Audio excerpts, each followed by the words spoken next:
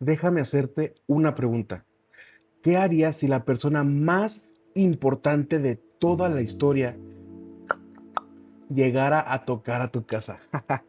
Seguramente irías corriendo a recibirle, lo abrirías la puerta con alegría, le prepararías la mejor cena, la mejor comida, le dejarías ese lugar del sillón especial, el que no dejas que nadie toque, pero para esta persona se lo vas a dar. Le darías toda tu atención, serías un anfitrión de primera. Ahora piensa esto. ¿Qué pasaría si esta persona fuera el mismo Dios? Porque esto ocurrió hace 2000 años. Dios vino al mundo que Él mismo había creado, entró en la historia, caminó entre las personas, miró su rostro, escuchó sus voces, sintió su dolor, pero ocurrió algo completamente inesperado. Muchos no lo reconocieron y otros simplemente decidieron rechazarlo.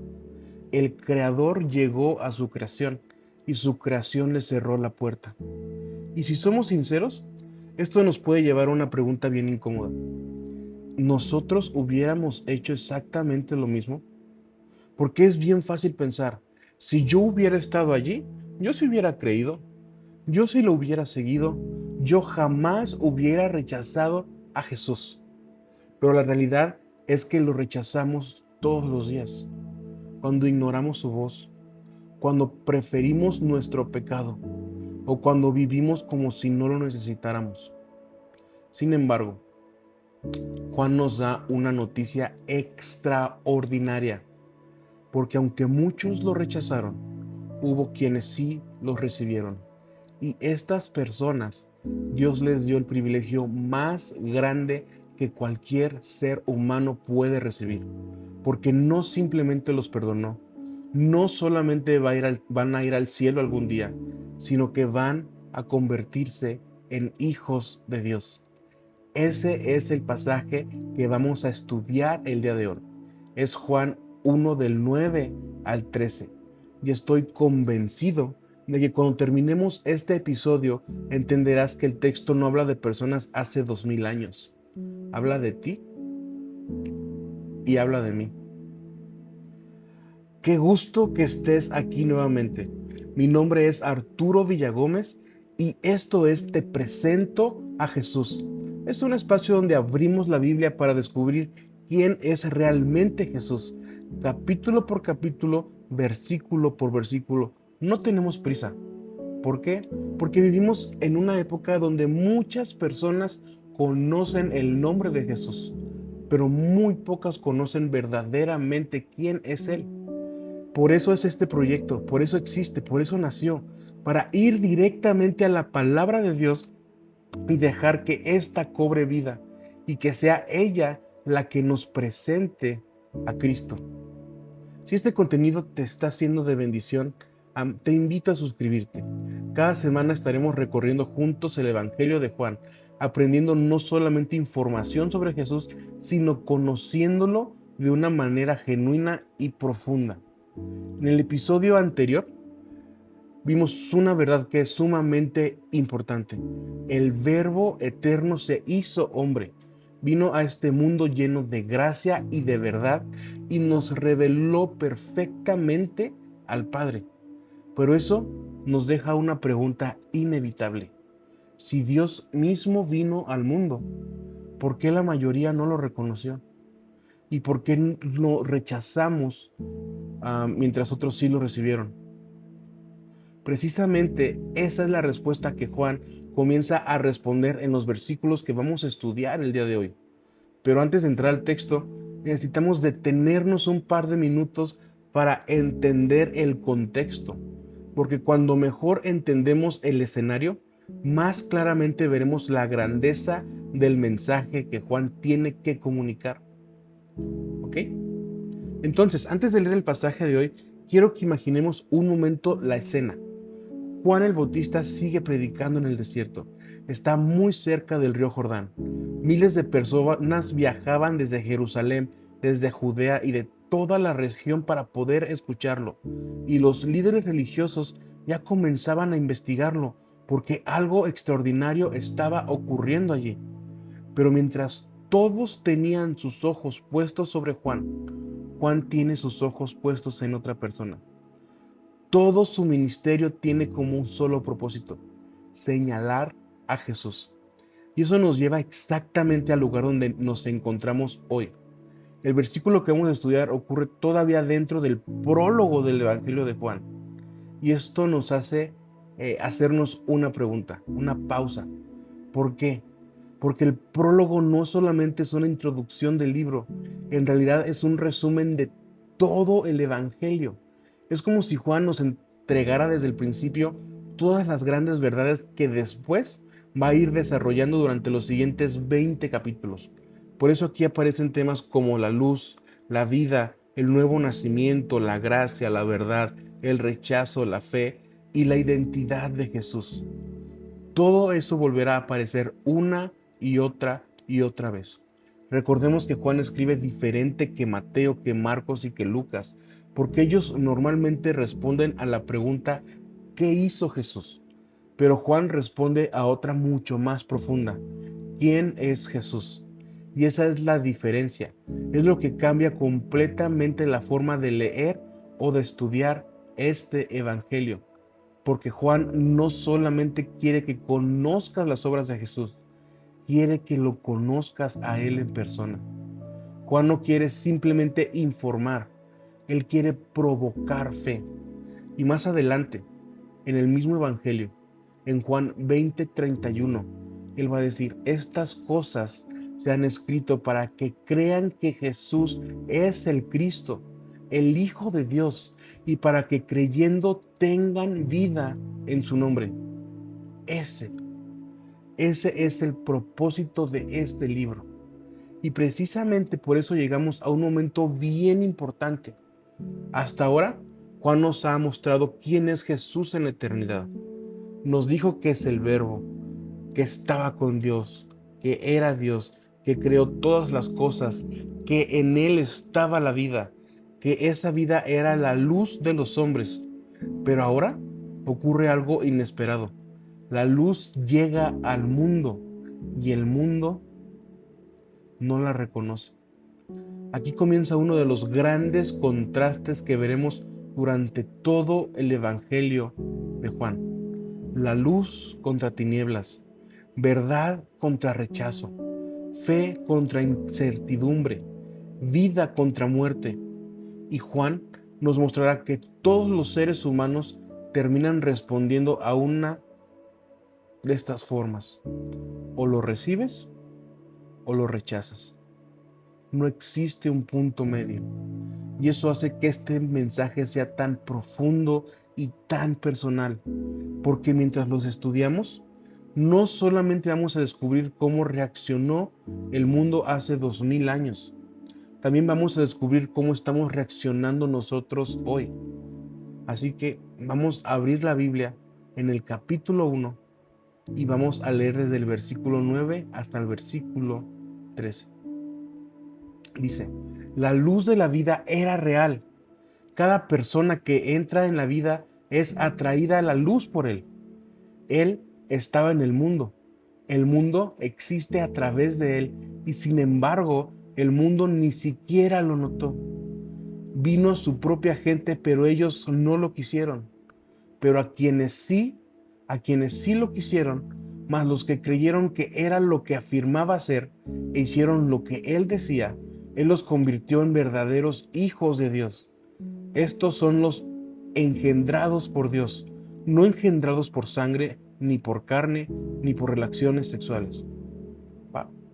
Vamos a leer el primer versículo otra vez. La luz de la vida era real.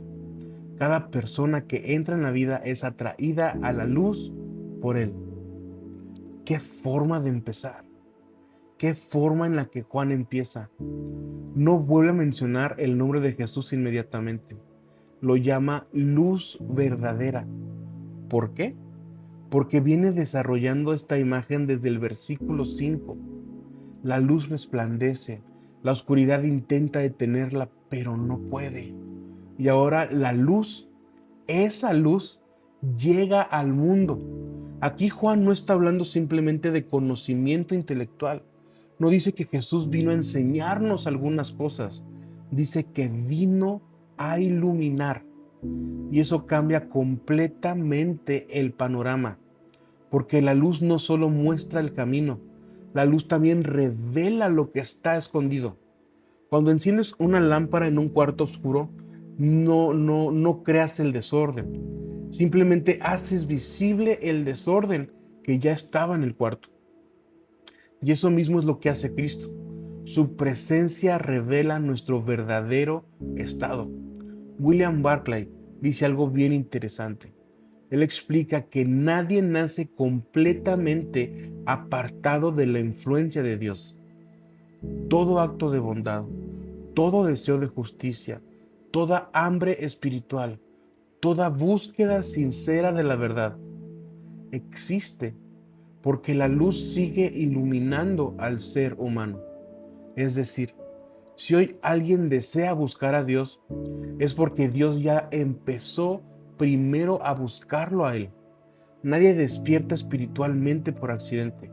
Jesús mismo lo dice. Nadie puede venir a mí si el Padre no lo atrae.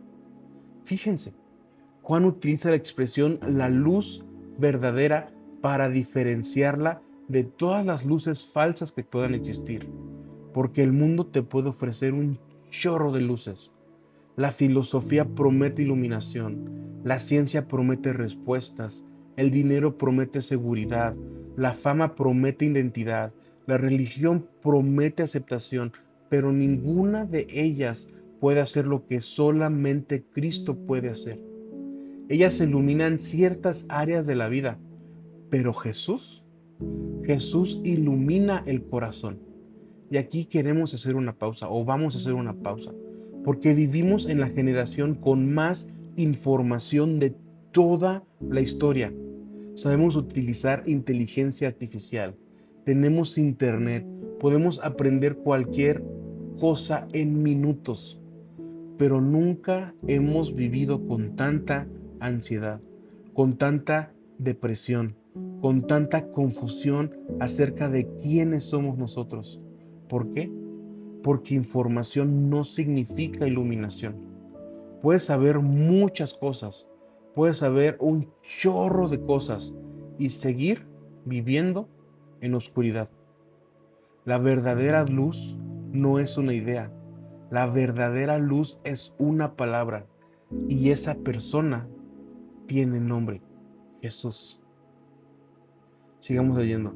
Juan 1:10 dice, Él estaba en el mundo y el mundo existe a través de Él y sin embargo el mundo ni siquiera lo notó. Este es uno de los versículos más tristes de todo el Evangelio. Míralo otra vez, escúchalo otra vez. Él estaba en el mundo existe a través de Él y sin embargo el mundo ni siquiera lo notó. Qué triste, qué ironía. El Creador caminó dentro de su propia creación y nadie lo reconoció.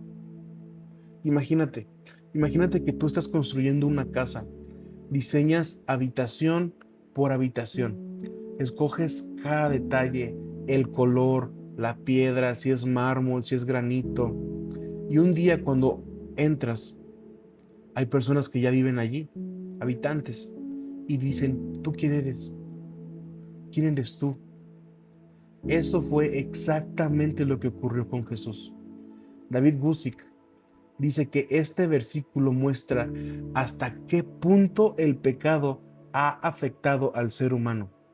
No solamente desobedecimos a Dios, hemos perdido la capacidad de reconocerlo. El problema nunca ha sido la falta de evidencia. El problema siempre ha sido la falta de disposición. No es que Dios permaneciera escondido, es que el hombre no quiso verlo. Y eso sigue ocurriendo hasta el día de hoy. Muchas personas dicen, si Dios existiera físicamente, yo creería a ciegas, genuinamente creería en Él. Pero cuando vemos los evangelios, vemos personas viendo milagros, escuchando a Jesús, presenciando resurrecciones, y aún así deciden rechazarlo. El problema nunca ha sido la evidencia, el problema siempre ha sido el corazón. Porque reconocer a Jesús implica rendirle el control de tu vida por completo. Y eso es justamente lo que el ser humano no quiere hacer. Sigamos leyendo. Juan 1:11 dice, vino a su propia gente, pero ellos no lo quisieron. Ahora Juan hace el rechazo todavía más doloroso. No solamente el mundo no lo conoció, dice, vino a su propia gente. En griego, esta expresión significa literalmente vino a su propia casa. Imagínate, regresar a tu casa después de unas largas vacaciones, después de un largo viaje. Tocas la puerta y por dentro responden, aquí no eres bienvenido. Aquí no. Eso es lo que experimentó Jesús. Aquí Juan está hablando específicamente del pueblo de Israel. Ellos habían esperado al Mesías por siglos. Los profetas hablaron de él, las escrituras apuntaban hacia él, el templo anunciaba su obra, los sacrificios hablaban de él. Todo el Antiguo Testamento preparó el escenario y cuando finalmente llegó, la mayoría dijo no, no. ¿Sabes? Podemos conocer mucha Biblia y aún así perdernos sin Cristo. Los líderes religiosos conocían las escrituras mejor que cualquier persona, pero no conocían al autor de las escrituras. Y eso, amigo, debe de confrontarnos. Porque asistir a la iglesia no garantiza que conozcamos a Jesús. El servir tampoco, el predicar tampoco, el estudiar teología tampoco. La pregunta no es cuánto sabes acerca de Cristo. La pregunta es si realmente conoces a Cristo. Seguimos leyendo Juan 1, 12 y 13 dice, pero a quienes sí lo quisieron, los que creyeron que era lo que afirmaba ser e hicieron lo que él decía, él los convirtió en verdaderos hijos de Dios. Estos son los engendrados por Dios, no engendrados por sangre, ni por carne, ni por relaciones sexuales. Leamos con atención esta parte. Pero a quienes sí lo quisieron, más los que creyeron que era lo que afirmaba ser. La historia, amigos, la historia no termina en rechazo, porque Juan introduce una de las palabras más hermosas de toda la Biblia.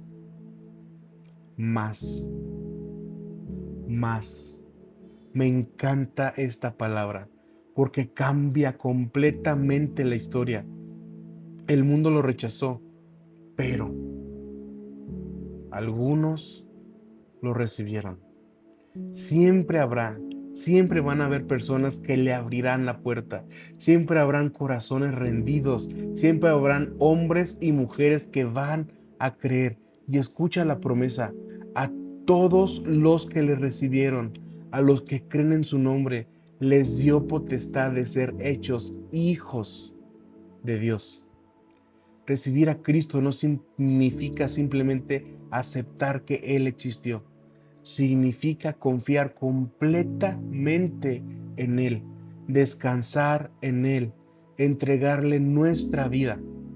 Charles Spurgeon, el predicador, el príncipe de la predicación, uno de los teólogos más grandes del siglo pasado, del siglo XX, decía: la fe es la mano vacía de quien recibe el regalo. No compra nada, no merece nada, simplemente lo recibe. Y entonces Juan aquí hace una afirmación extraordinaria. Dios nos da el derecho de convertirnos en hijos de Dios. Fíjate bien, nos da derechos en convertirnos en sus hijos. No dice criaturas, porque todos somos creación de Dios. Pero solamente quienes reciben a Cristo son llamados hijos de Dios. Leon Morris explica que la palabra usada aquí habla de un nacimiento completamente nuevo. Ojo, no es una mejora, no es una versión corregida de tu antigua vida, no es una actualización, es una nueva vida, es un nuevo corazón, es una nueva identidad. Y Juan quiere dejarlo clarísimo, no ocurre por sangre, o sea, no porque tus papás sean cristianos, no porque sea la voluntad de tu propia carne, no porque tú te esfuerces muchísimo, no porque sea lo que tú deseas hacer, no porque algún líder o tu pastor pueda producirlo en ti. Sucede únicamente porque Dios hace nacer de nuevo. Y aquí encontramos una diferencia enorme entre el cristianismo y todas las demás religiones. La religión dice, compórtate mejor para que Dios te acepte. El Evangelio dice, Dios te transforma para que puedas vivir una vida nueva. Primero cambia tu identidad y después cambia tu conducta. No obedecemos para convertirnos en hijos, obedecemos porque ya somos sus hijos. Y mientras preparaba este estudio, no podía sacar de mi mente ah, esto. No sé cómo decirlo. Al final este pasaje no está hablando solamente del mundo hace 2000 años, está hablando de nosotros. Todos los personajes que aparecen aquí tuvieron que responder a Jesús. Algunos lo rechazaron, otros lo recibieron. Y si somos honestos, esa sigue siendo la pregunta más importante de nuestra vida. No cuánto sabemos de Él, no cuántos versículos nos sabemos de memoria, no cuántos años llevamos en la iglesia. La verdadera pregunta es, ¿qué estoy haciendo con la luz que vino al mundo? Y justamente de eso quiero hablar esta última parte, porque este pasaje no solo informa a nuestra mente, también confronta a nuestro corazón. Después de estudiar este pasaje, la pregunta ya no es solamente ¿qué significa? La pregunta es ¿qué cambia esto en mi vida? Porque la Biblia no fue escrita solo para informar a nuestra mente, sino para transformar todo nuestro corazón. Y Juan quiere que este prólogo produzca una respuesta. Por eso quiero darte algunas aplicaciones que puedan ayudarte con esto. 1. No confundas conocer la historia de Jesús con conocer a Jesús.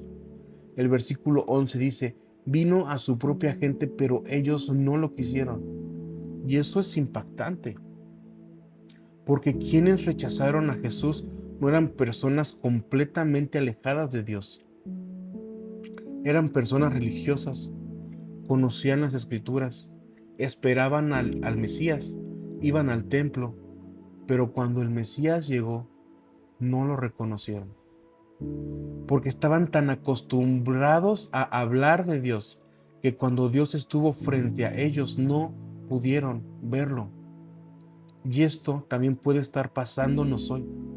Puedes escuchar 1000 predicaciones el domingo, puedes servir en la iglesia, puedes conocer 1000 versículos, puedes tener años siendo cristiano y poco a poco dejar de maravillarte de Jesús. El peligro no siempre es el pecado más escandaloso. Muchas veces el peligro es la costumbre. Cuando de Jesús deja de sorprendernos, cuando leer la Biblia se vuelve rutinario, cuando orar solamente es el cumplir, cuando cantar ya no nace del corazón, cuando sabes muchas cosas acerca de Cristo, pero hace tiempo que no disfrutas estar con Él. 2. La única manera de convertirte en hijo de Dios es recibiendo a Cristo. Después, Juan hace una de las declaraciones más hermosas de todo el Evangelio, versículos 12 y 13. Pero quienes sí lo quisieron, los que creyeron que era lo que afirmaba ser e hicieron lo que él decía, él los convirtió en verdaderos hijos de Dios. Observemos algo. Juan no dice a todos los que hicieron suficientes cosas buenas. Eso no dice. No dice a todos los que pertenecían al pueblo correcto. Eso no dice. A todos los que eran suficientemente religiosos. Eso no dice. Lo que dice es a todos los que le recibieron. Eso significa que la salvación nunca ha sido cuestión de méritos, siempre ha sido cuestión de gracia. Dios ofrece, nosotros respondemos. Cristo salva, nosotros creemos. Y recibir a Jesús no significa simplemente creer que Él existió. Hasta los demonios saben que Jesús existe. Recibirlo significa confiar completamente en Él, rendirle nuestra vida, reconocer que no podemos salvarnos solos, descansar en lo que Él ya hizo por nosotros. 3. Si ya eres hijo de Dios, empieza a vivir como uno. Muchas veces seguimos viviendo como si todavía fuéramos huérfanos espirituales, buscando aprobación, buscando identidad, buscando valor, buscando aceptación. Pero Juan dice que Dios ya nos dio una nueva identidad. No estamos tratando de convertirnos en hijos. Si hemos creído en Cristo, ya somos sus hijos. Y eso cambia absolutamente todo. Ya no obedecemos para que Dios nos ame. Obedecemos porque Él ya nos amó. Ya no servimos para ganar aceptación. Servimos porque ya fuimos aceptados. Ya no vivimos buscando identidad. Vivimos desde la identidad de que Cristo ya nos regaló. Y aquí también va algo para el que todavía no cree. Tal vez tú estás viendo este video y todavía no eres cristiano. Quizás tienes dudas. Quizás vienes de otra religión. Quizás nunca has abierto una Biblia. O quizás simplemente llevas mucho tiempo alejado de Dios. Quiero decirte algo. Este pasaje también fue escrito para ti. Juan escribió este evangelio para condenarte. Lo escribió para presentarte a Jesús. Y hoy espero que descubras algo increíble. Dios no se esperó a que tú llegaras hasta Él. Él vino por ti. Él vino hacia ti. Esto es lo que realmente significa la Navidad. Esto es lo que realmente significa la cruz. Esto es lo que realmente significa el Evangelio. Es que Dios dio el primer paso. Antes de terminar, quiero hacerte unas preguntas. ¿Estoy conociendo información acerca de Jesús? ¿O realmente estoy conociendo a Jesús? Porque esas dos cosas se escuchan parecidas, pero no son iguales. Puedes aprender doctrina o puedes saber mucha teología sin enamorarte del Salvador. Y Juan quiere que esas dos cosas vayan juntas, que estén de la mano, conocer la verdad y conocer a la persona. Otra pregunta es, ¿estoy viviendo como hijo de Dios o sigo viviendo como si todavía el Padre estuviera lejos? Porque muchos cristianos siguen cargando con culpa que Cristo ya perdonó. Siguen buscando aceptación que Cristo ya les dio. Siguen viviendo como esclavos cuando Dios ya los llamó hijos. Esto es precisamente lo que Juan quiere provocar con el Evangelio. No solamente que admires a Jesús, no solamente que aprendas más acerca de Él, sino que lo recibas, que confíes en Él y que vivas cada día a la luz de esa verdad. Así que hoy quiero hacerte una invitación bien sencilla. Si ya eres creyente, no permitas que Jesús se convierta en un personaje más dentro de tu vida. Que siga siendo el centro de todo. Que nunca pierdas la capacidad de maravillarte por el Evangelio. Y si todavía no has puesto tu confianza en Él, hoy puede ser un buen día. No necesitas entender todas las respuestas antes de acercarte a Jesús. Los primeros discípulos no las tenían. Simplemente dieron el primer paso a seguirle. Hazlo tú también. Acércate a Él, créele, recíbele y permite que Él transforme tu vida. ¿Me dejas orar por ti? Sí. Ah, Señor Jesús, gracias porque no permaneciste distante a nosotros. Gracias porque viniste a buscarnos cuando nosotros estábamos perdidos. Gracias porque aunque muchos te rechazaron, sigues extendiendo tu gracia a todo aquel que cree.